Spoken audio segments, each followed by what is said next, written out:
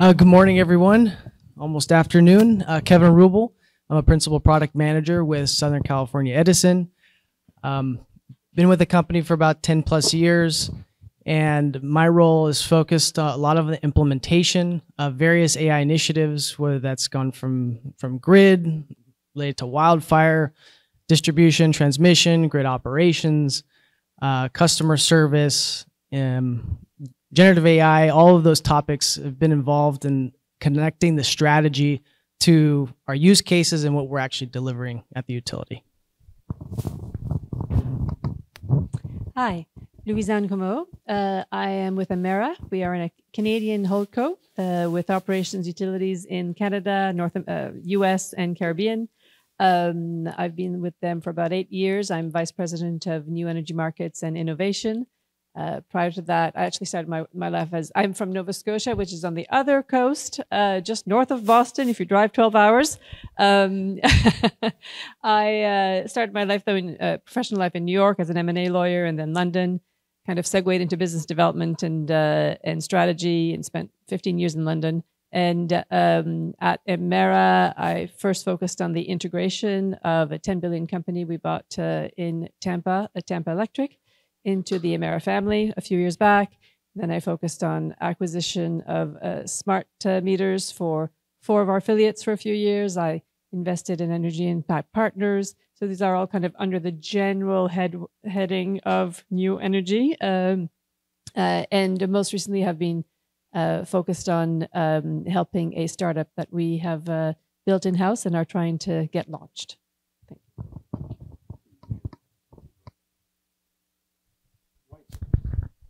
Thank you. There you go. Fair enough.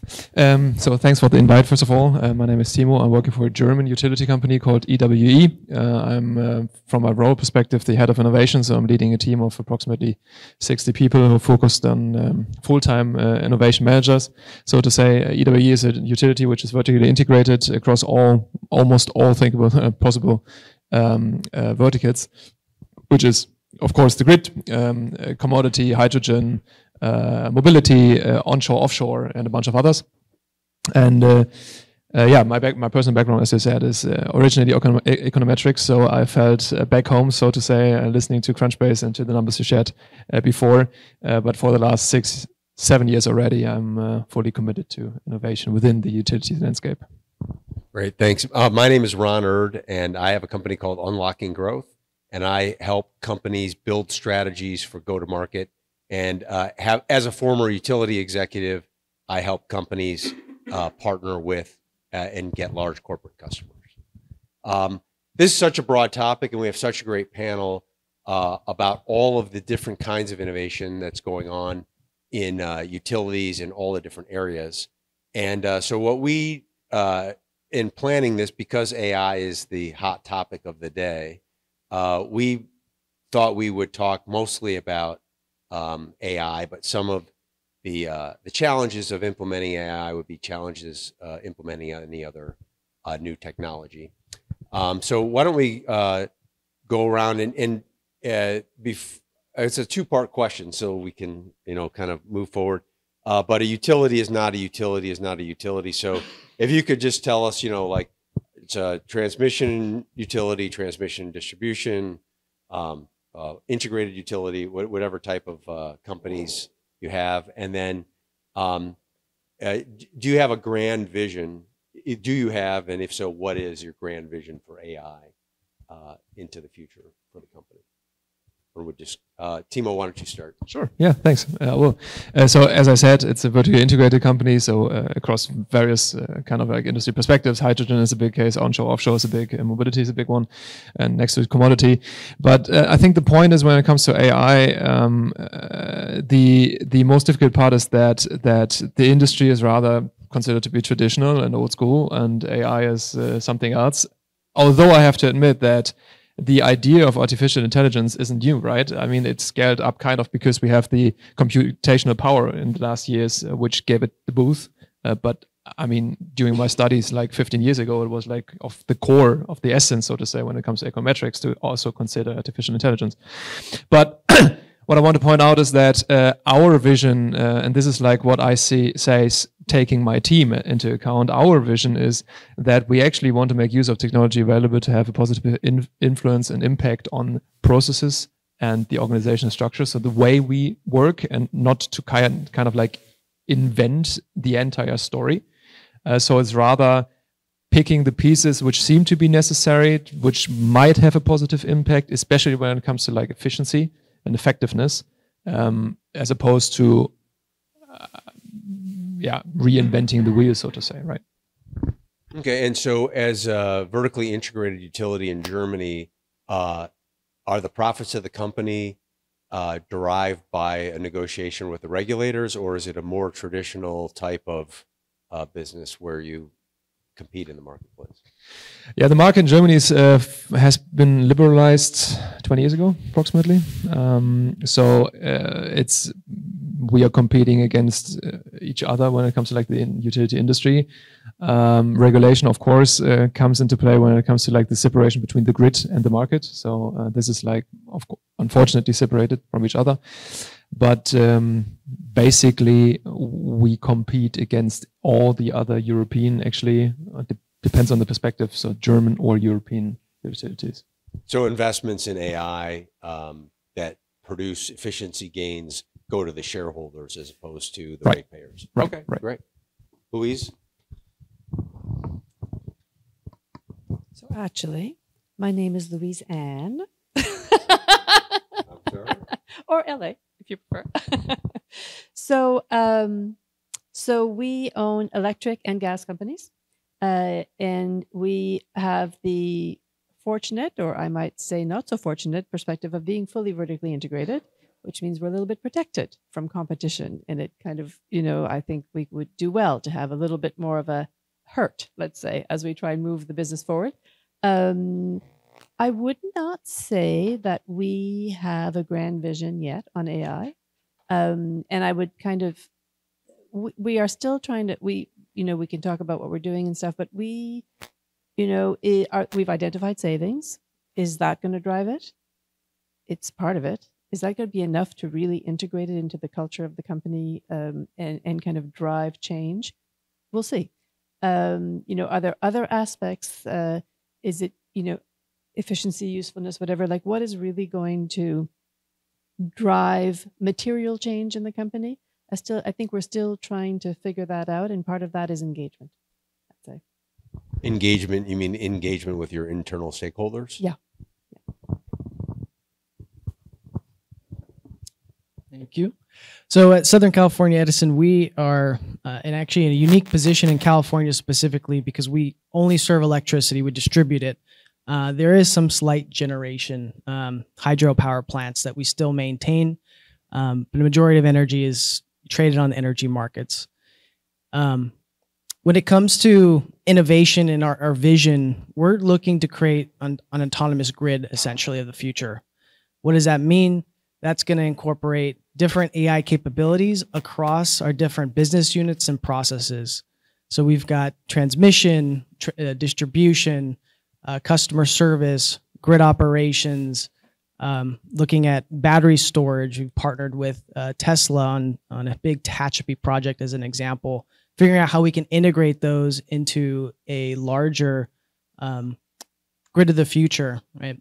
And a lot of this comes with EPIC funding from the federal side, where we're working with startup incubators to figure out, hey, what is it we should be investing in? And part of that is also shared among the peer utilities as a mechanism there. Yeah. Great, thank you. So I think you guys got from this discussion so far that with respect to AI, each one of these companies is in a different part of the journey. And maybe we'll just go back and do a quick review of that particular topic. Louise-Anne, why don't you go ahead and start, since you guys are like at the very beginning stages of looking at AI. Yeah, so we started our process internally. We looked at a few use cases. We kind of started on a path, and then we decided to bring in an external consultant, which we do not do often at all. McKinsey is who we brought in. And we kind of did more of a roadmap and an overview. We looked at, I don't know, 150 use cases and, what's the possibility today, in 5 years, in 10 years, looking at O&M savings and headroom for CapEx specifically, and then other kind of potential benefits. And also looking at the ability and speed with which we can move these changes. Do we have the resources, et cetera. So we are at the back end of that exercise with McKinsey and are now bringing it back in-house to execute. And we are doing specific pilots. We've identified 5 areas: vegetation management, asset management, generation, storm management, and customer as kind of potential as streams to pursue. And we've identified a couple of pilots in both of our largest utilities that we are now launching so that they can start the process, learn from each other, and hopefully create more engagement beyond that to report back in 12 months. And we have a quite detailed 3-year roadmap at this point that we'll reassess every year. Wow, thanks. And I think, Kevin, it seems like you guys are in the mid phases, but Louise-Anne, could you repeat the 5 use cases? And I'd like the other panelists to comment whether those are in their top 5 or something else belongs in their top 5. So vegetation management, asset management and maintenance, generation, storm response, and customer are our 5 streams. Those are pretty close. I think the big one for us is wildfire as a big investment area for us. So looking at different technologies to mitigate wildfires in California. A lot of that is grid technology, but also how do we respond faster? So a big AI component of that is we have cameras set up and we're trying to figure out where is the fire starting, and we're partnering with Cal Fire, and we're making sure we're setting up a process and facilitating those conversations to push us further ahead in that area. And you guys are sort of in the middle of your journey on AI. You have a grand vision, quite a grand vision, and you're starting to. Are you doing pilots now, or where are you in the journey? Yeah. So, how you define AI? So, generative AI has been the big hot topic the last year or so. And that's where I've personally dove headfirst into figuring out and working with some consultants. We had a list of 150, 300 use cases and teasing each of those out to figure out where can we identify value. And I will say one of the big things we've discovered is that integrating the AI into your process is critical to adoption and the value. So figuring out, hey, how can I add AI as a service, whether that's, whether you're using Google, Microsoft, OpenAI, if you're using their enterprise, figuring out how you can integrate that service into your process or technology platform that your people are already using so that they start using it without even realizing it, other than the fact that, hey, I'm getting great insights. This is a lot easier than what I was doing before. And those are some of the benefits that we're seeing across the board from like a back office standpoint.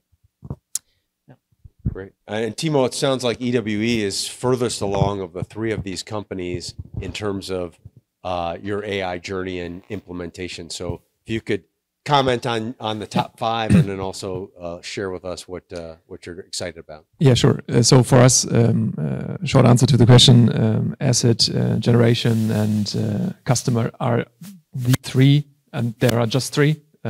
So we are in common. With customer being the first, actually. But I have to admit that there's like a bad part and a good part out of in the history of EWE. So when EWE started with its innovation activities, they started quite bold. We had a roundtable this morning, and I already shared that. For instance, we started with venture building and corporate venture capitalist approach. So we invested dramatically, almost 200 million euros in 2 years. Crazy for regional Germany. I mean, like just impossible to think about 200 million euros in 2 years, not fully in AI, but still it's a massive amount. And we invented or spun out, is it right to say that? 5 companies in total within the same time frame. and it was, sorry to say, but it was a fuck-up story because it didn't work. It was too fast, too much, unstructured, with a good idea, good approach, but it was just too overwhelming in the end for the company, right? And this is like when I got hired with the case, like restructure this entire kind of like situation, let's call that. And I did the same. I sat like down and said like, what are the specific use cases we want to like solve, and what are the specific achievements we want to find solutions for? What's exactly what should what's the missing kind of like, what's the gap, the missing piece? And then we moved to market and to our portfolio and identified those organizations or those solutions which we at least thought about it would be a good match.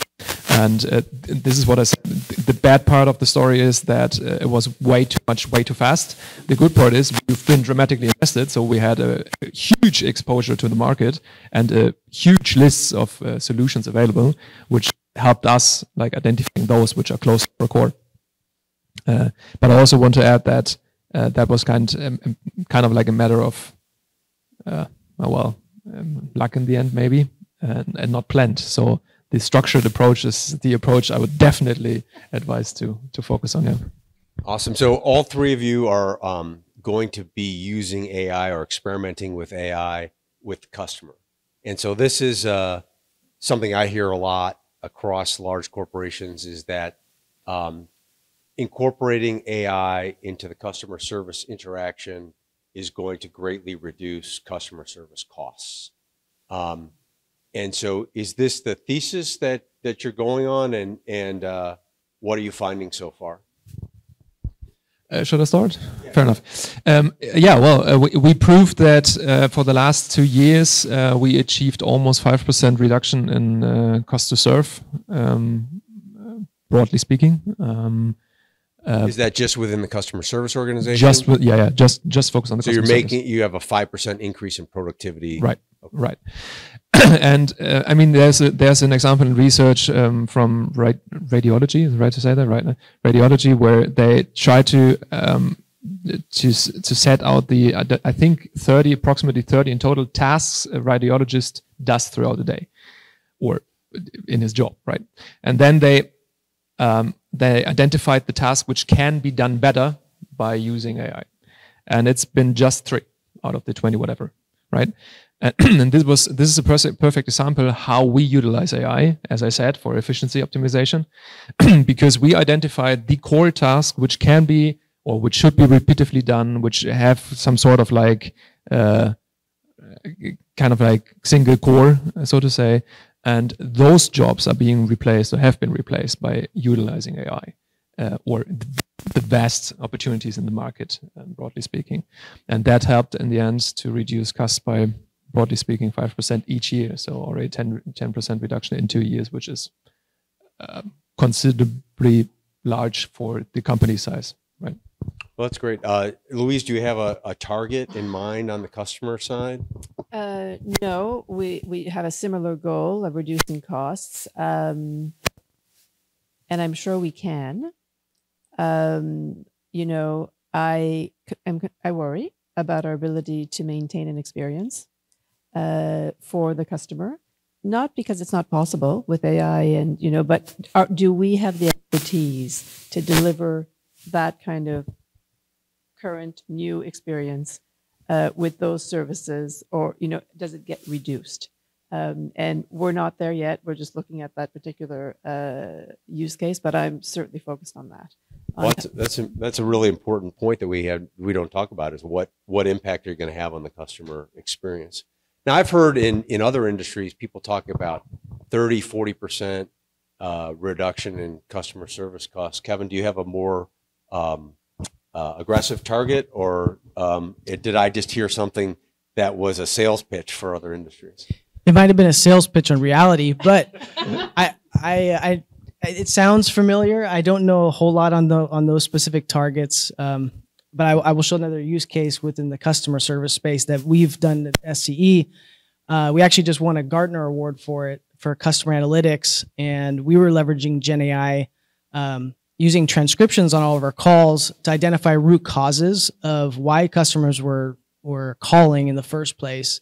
we kicked off actually a couple projects to address some of those problems.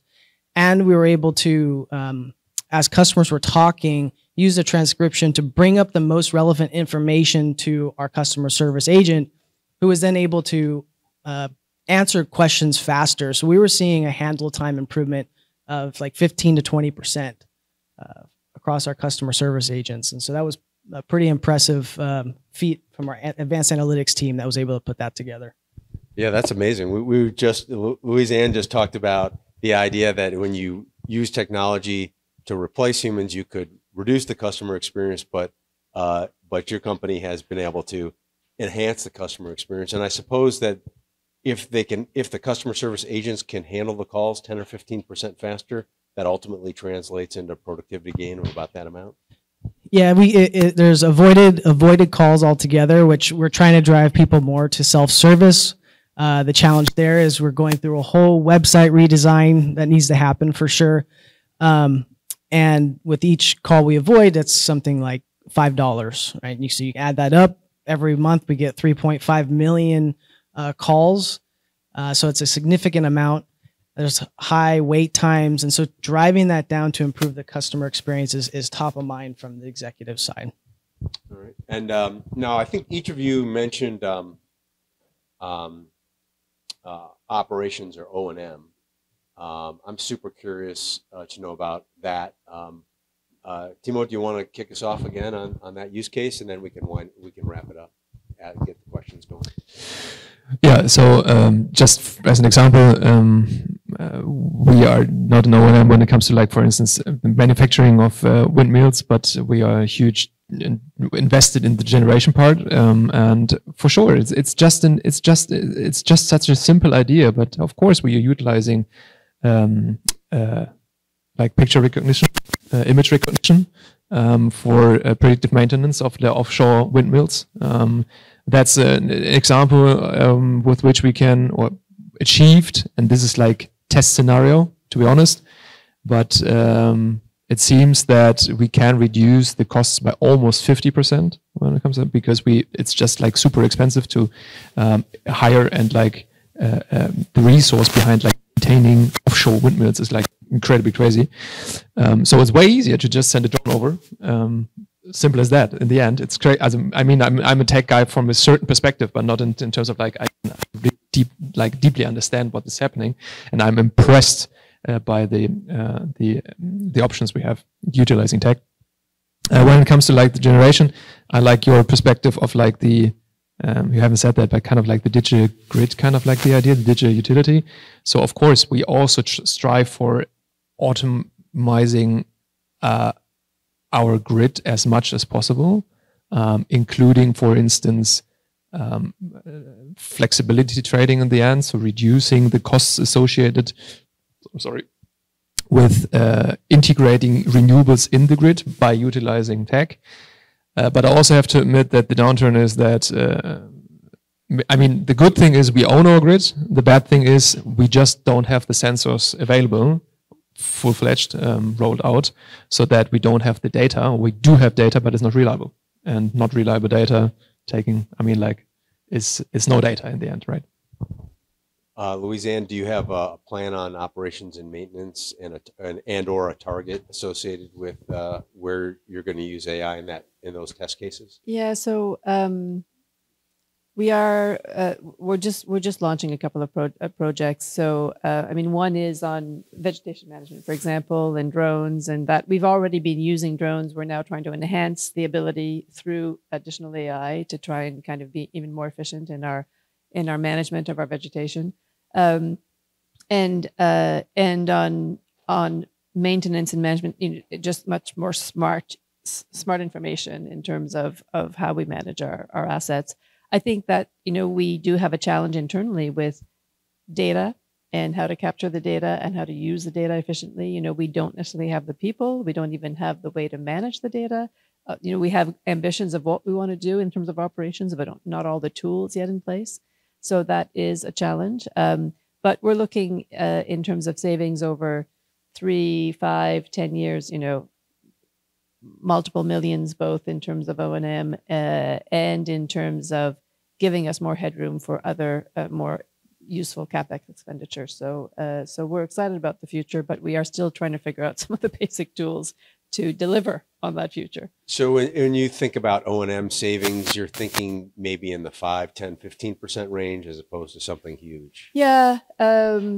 I don't remember. There's definitely a 10% in the figures. I don't know if that's the early figure, maybe, and then with more to come. But so that would be, I think, our kind of early target on O&M. Yeah. Great, thank you, Kevin. Why don't you go ahead and tell us?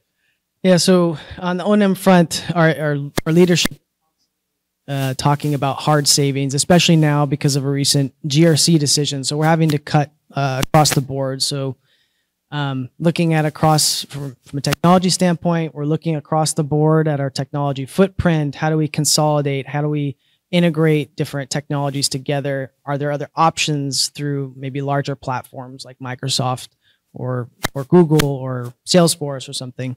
That's been a big push from the IT side. And then we're also coming in-house to figure out, hey, do we have the capabilities ourselves before we go externally and start, acquiring vendors, bringing more vendors in, which can pose a challenge right now given the current environment. And on the T&D side, it actually hasn't happened in a while. That we're going through restructuring and things like that, pushing efficiency, reducing headcount, things like that to meet O&M targets. How much time do we have? Okay, great.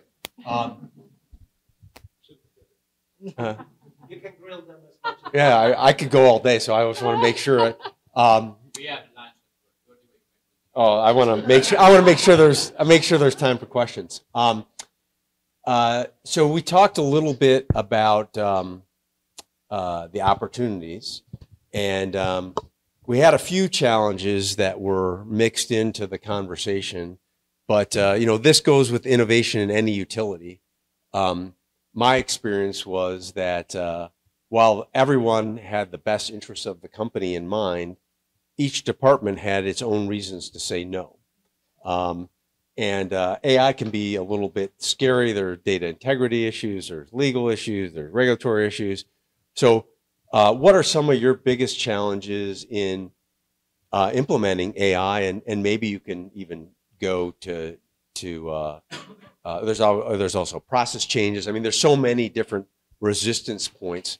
Maybe you could talk to us about the top 2 or maybe 3 resistance points that you're facing in your journey to innovate within the utility and how you're managing those. Why don't we start here, Kevin? So I'll start. I'll just start with the grid technology side. Anything we're doing with the grid requires a significant and long-term investment. So we're looking at startups and working with them sometimes for years on out. And when you're trying to transition to the clean energy transition and bring in new capabilities, that can hinder you. And a big part of that, it gets to a big hurdle within the utility, is the procurement process and the legality, all the red lines. Just to provide an example of kind of the ridiculousness of it. Been trying to bring in Starlink for I started this process, an approved vendor, started that late 2023, and I just got the devices this week, like literally this week, just to show like there was meeting after meeting, red line after red line, liability. So all of those things, it's a kind of a long-term game. And unfortunately, any vendor we bring in, unless they're coming under like a larger partner, has to go through this very arduous process. So to me, that's actually the biggest hindrance to us innovating and bringing in new clients, new technologies. So that's very funny.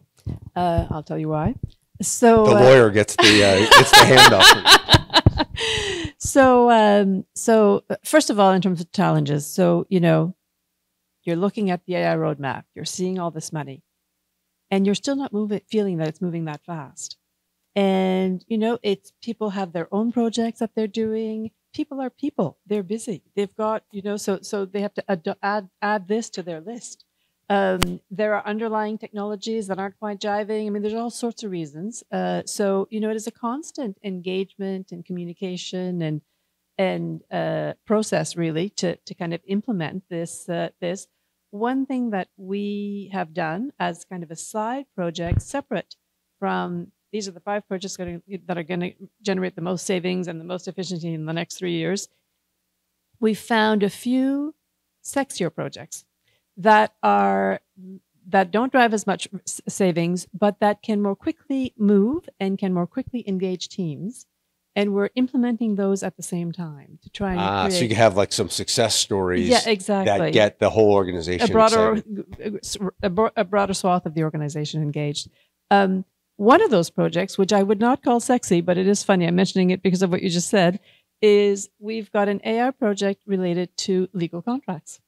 And, you know, most of the teams that work on legal contracts are not a lawyer and are having to deal with the same 5 clauses every single time, warranties, indemnities, blah, blah, blah. And there are ways to run through that process more efficiently and lift some of the pain, really, from the teams by using an AI process. So we're trying that out. We'll see how it works, but I'm very excited to see if that works.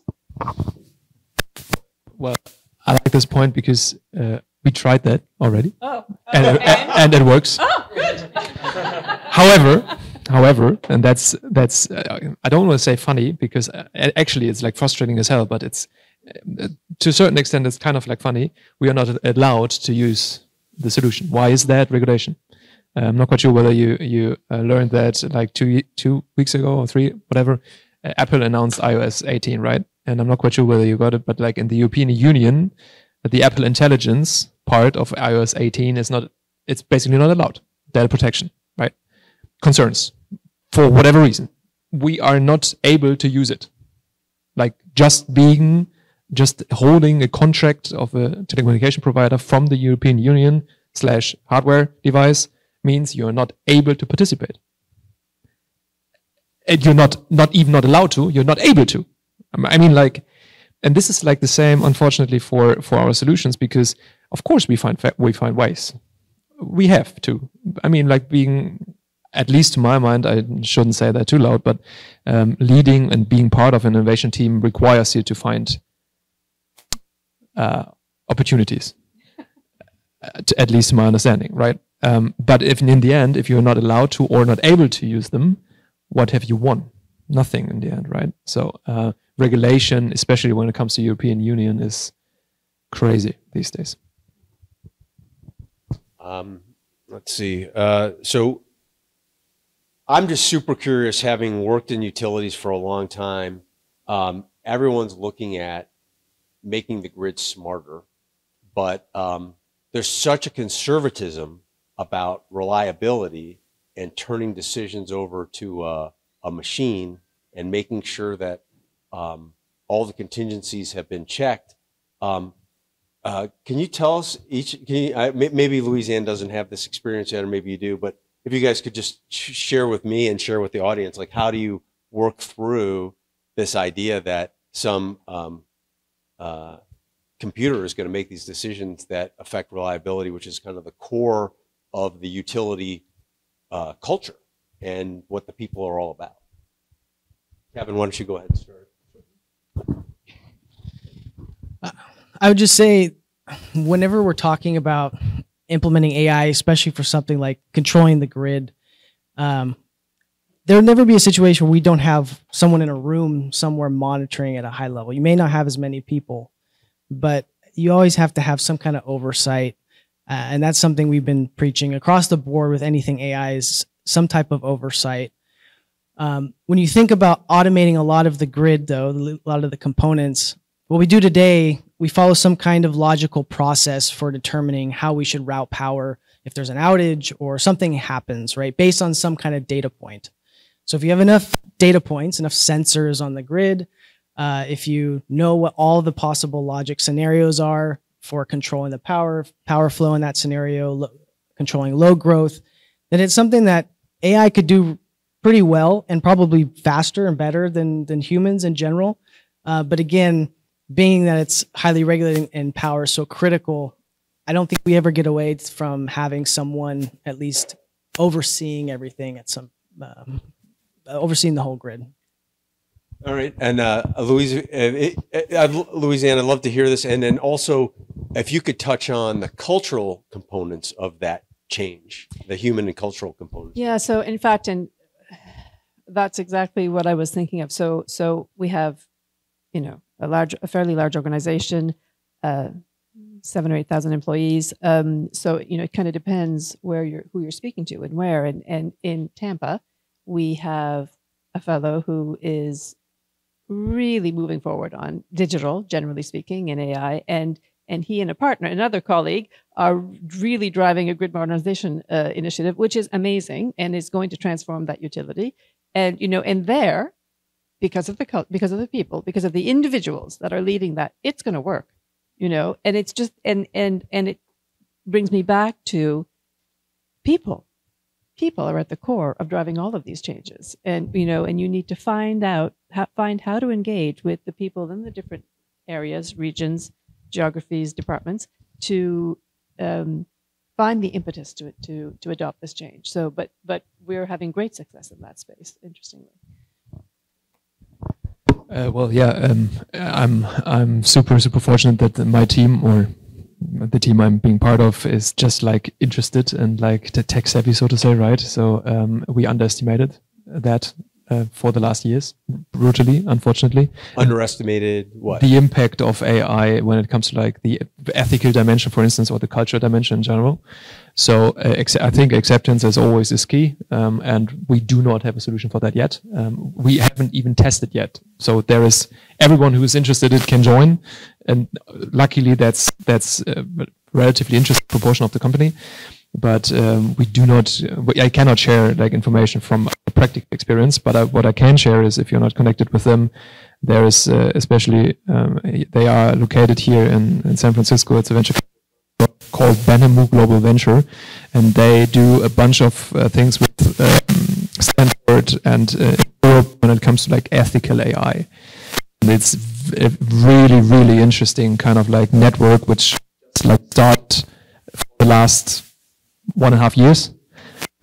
If you want to be connected, I can connect you for sure. This is like super interesting, taking into account the ethical part of the AI story when it comes to like the effect on people and the idea of how to use it, right? So how can you? Is it just a threat? Is it just like taking all our jobs? For sure not, right? So it will play a role in our future, but it's not a dramatic or basically threat for our jobs. Great, thank you all very much. Before we turn over to Q&A, I thought we'd just do give each of you 30, 60 seconds to, if there's anything that you didn't get a chance to say, or any summary or anything you want to leave the audience with. Timo, why don't you go ahead? Yeah, I like to say, just allow yourself to believe in the opportunities within tech and find ways to explore it. Although it might not be, you might not be able to, or you might be frightened, or you might be whatever. Just find ways to get access to it and try it out.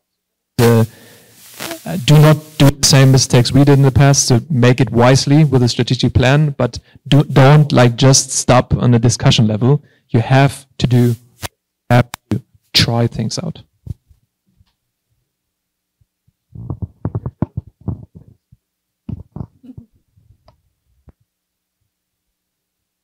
So it's an incredibly exciting time for the energy industry and for utilities. The next 10, 15, 20 years, there's so much possibility. We have room for everyone to do more interesting things. I'm very bullish for the future. I think that finding a way to allow or encourage our colleagues to take that initiative and move the opportunity forward is going to be key. I keep on talking about this notion of pace, which I think is important to our industry, which I think in competitive markets is more easily accessed. In vertically integrated markets, like the one we're in, is more challenging to access. But the future is bright.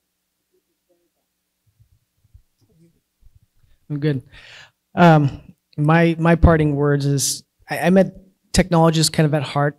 I can get pretty techie. I like talking to a lot of different folks and different subject matter experts. But one critical piece in all of this is AI is, you know, super hyped up. It's talked about a lot, and the biggest thing is, as you mentioned, never forget about the people that are going to enable this. People make up a business, not AI, not technology. It's the people. So double down on your folks. Look at AI as a way to give time back to your people in the organization. More time for family, more time for enjoyment, more time for taking the things out of our jobs that we don't like, right? And if we focus on the people aspect and continue to push that, you're going to have better adoption. You're going to see people enjoying their jobs, more engaged at work, whether they're in the office or hybrid or remote or wherever. So just that would be my parting word. Awesome. Thank you to all of you, and thank you to Mind the Bridge. Thanks to the audience.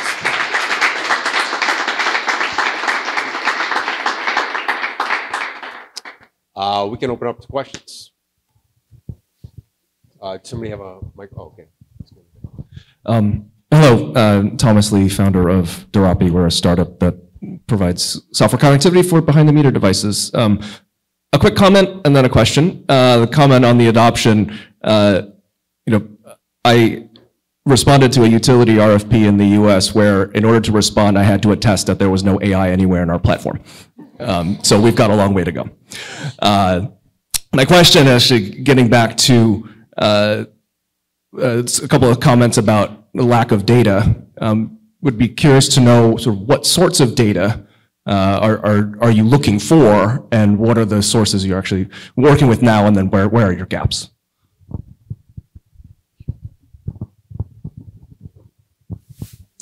You said you're behind the meter? Yeah. Okay, so I'll just tell you kind of what we're doing right now, what we're pushing for. We're going through a big transformation from the meter standpoint called AMI 2.0. You might hear it as Customer Grid Edge. And one of the things we're really pushing for as we look for this new vendor that's going to enable AI capabilities on the grid and a bunch of other things, is we're actually pushing interoperability being a key component when we select that vendor. And the reason why we're doing that is because we want to make it easier for other companies to connect with us, connect with these core platforms that have typically hindered, I'd say, startups or new technologies from connecting to us. So that's something we've been pushing quite a bit. Now, on the data side of it, there's just because it's top of mind, there's a company called, I think it's called Sense or something like that. They're looking at the power flow from the meter standpoint, like they're registering like a dishwasher has this kind of digital signature, a AC has this kind of digital signature, and so that's helping us manage the power flow. Right now we kind of can use it, but in the future when we have our platform in place, it's going to be critical that we're partnered with the right companies and analytics teams to drive the data back to us. Now, you asked a question specifically around what data. It's looking at, we're specifically looking at the draw, at what period of time that's happening, power you're putting back onto the grid, all of those. I think those are the three key ones I would say from my point of view. I'm not an expert, but I do know the people in the area to get you connected and get answers. Unless you guys have something else to say. If that works, it works. So I think the term you refer to, and I know Sense, we've been in Boston, we visited them, is the non-intrusive load monitoring or management or something. And coming back to your question, every single data source which kind of can be fed in this kind of like algorithm is of importance, regardless of whether it's like private customer or grid. So understanding the situation in the grid and taking all the data sources necessary to get that, especially in Germany, we have like the cables are underground and not above. So that's a different story. We did a use case with Google X 2 years ago. They did that without sensors, just like knowing the grid because they can like identify the grid on the pictures. Crazy. But yeah, for us in Germany especially, and most of Europe, everything which can be fed and in this NILM algorithm is of importance. We have a short follow-up. Yeah, just there, I think on those two things, particularly the interoperability and then also the accessibility. On interoperability, I think at least the way the industry is moving in the US, we have to be very careful how we define that, because I think right now the way it's being defined actually blocks a lot of innovation rather than encourages it. And then to your other point about sort of Sense and those sorts of things, love Sense as a company, but sometimes I wonder about we have to be careful about how we apply AI because there's a lot of cases where people are trying to apply AI where arithmetic will do.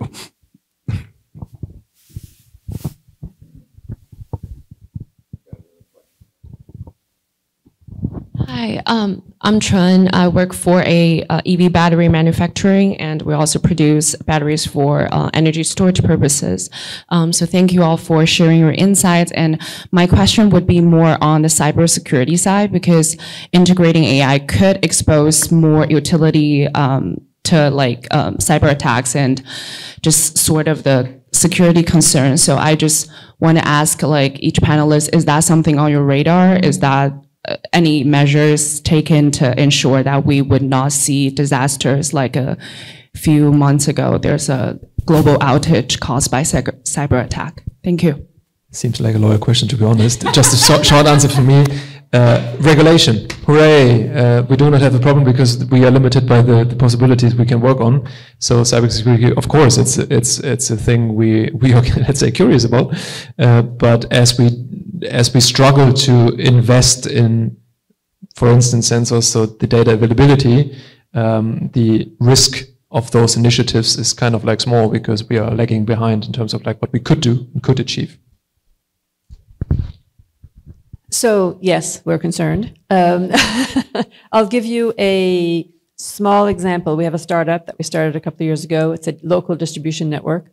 So it gets integrated into the grid. It generates local solar power and battery power for communities of 200 families plus. And with that company, we have been working with Sandia National Labs to establish a proper cyber protocol. And we've gone through the protocol process with both Tampa Electric, our own company. And if you know how utilities work, even though it's family, it's not. And then with Exelon, with the project we're doing with them. So we feel fairly confident that we have a good protocol set up and that we'll continue to refine it, of course, with time. So anytime we bring in technology, the first thing we're being asked is we go through a cybersecurity assessment. So it's top of mind before we bring in any technology. I don't know a whole lot just because they keep cybersecurity like off into a dark room in the back corner basement. Don't really talk a whole lot to like the secret folks down there. I do know that we have relationships with the government. We're constantly looking at how we improve our cybersecurity footprint. I do know we're talking with like Caltech and other universities from an R&D standpoint, quantum computing. You talk about Web3. How can you leverage those to improve cybersecurity, either on the grid, either devices talking to one another, or just with our systems in general, and then also looking at a bunch of other stuff. Great. Well, thank you, everyone.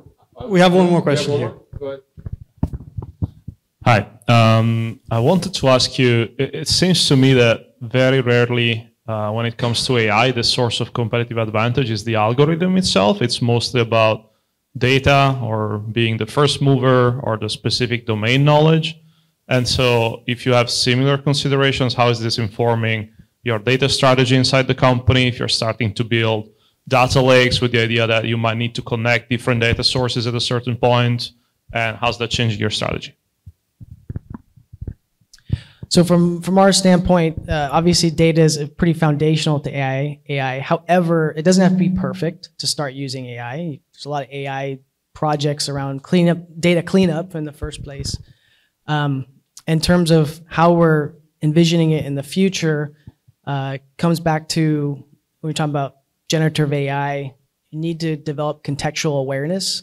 So setting up the right data sources, making sure that if you have AI agents in play, they're connected to the right data sources. People are talking to them. You have some kind of aggregation of that data. And then ultimately you could create digital twins of different business segments, and the data could ultimately get into that kind of sphere. And then that's how you get to that autonomous kind of grid vision. I don't know if that directly answers. I just kind of went off on a tangent a bit. So I'm not the right person to talk about this, but I can tell you generally that we do have a constant concern with how to efficiently use the enormous amounts of data that we are now capturing and storing, and who are our people who can do it efficiently? What data are we trying to keep that we can use to better manage our business? What is superfluous, or do we keep it just in case? Like that, those kinds of discussions are very actively ongoing right now as we try and refine our data strategy and refine our ability to effectively use the data that we capture.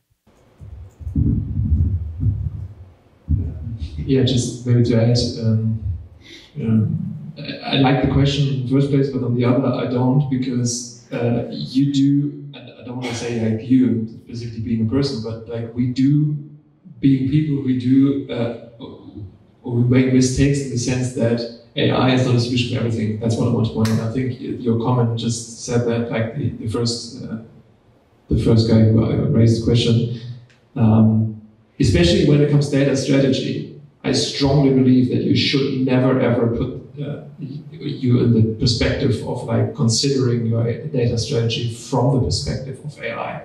So you need to find a way of, like as you said, like what's your solution? What do you want to achieve? What's the end goal? What's the question?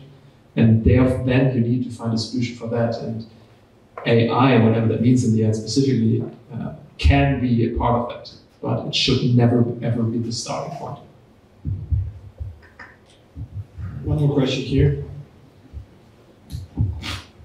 Thank you. You all have mentioned sort of generation and customer being sort of amongst the top priorities. I'm curious, and then someone, I think both of you mentioned like vegetation management and wildfires as well.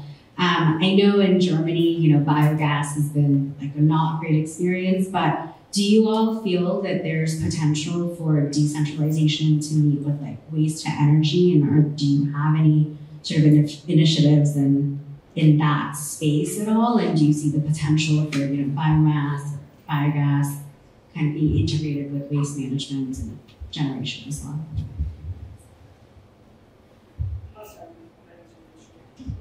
So we do have a biomass operation in infrastructure.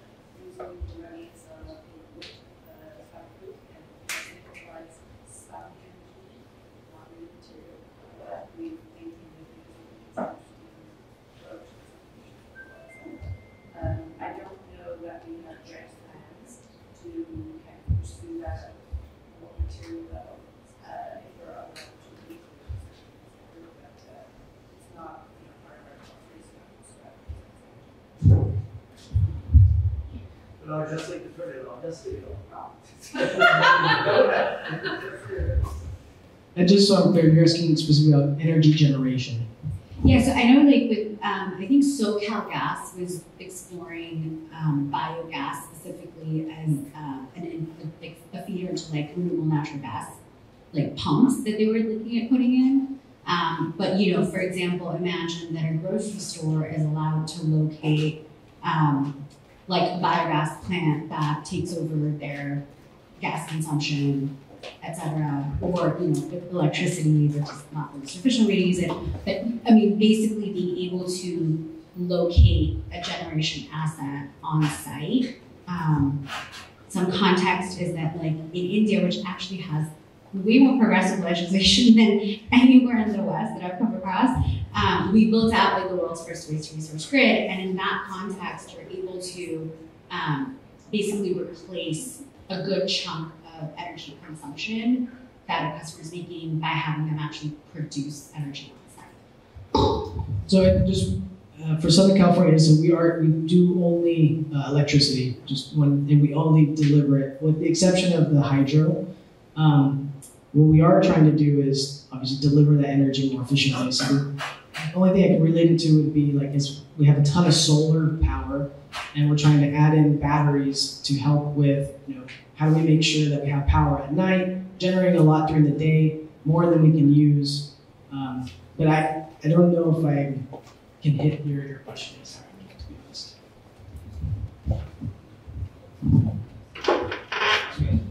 Okay, really quick, because I didn't tell me that we are over time. So I love this panel because it's very diverse in geographies, and here also your experiences with AI. I can see that you have specific challenges, specifically putting a border in the Atlantic. So I want to understand if that's pushing you to put the nationality of AI. So where is this AI company headquartered being developed as an important variable when adopting this new AI technology? Is it something that comes to mind now, or still you don't look at that topic? I'll say for us, we're looking more from a platform standpoint, indemnity. So I'll use Microsoft as an example. Microsoft Copilot, we use their GPT products for Gen AI. It guards us from certain liabilities and things like that. They also have invested in responsible AI and a few other things. And so I think it's less so where they're located. I know on the European side, there's more regulation there. And so, that's going to probably be a difference across the board here.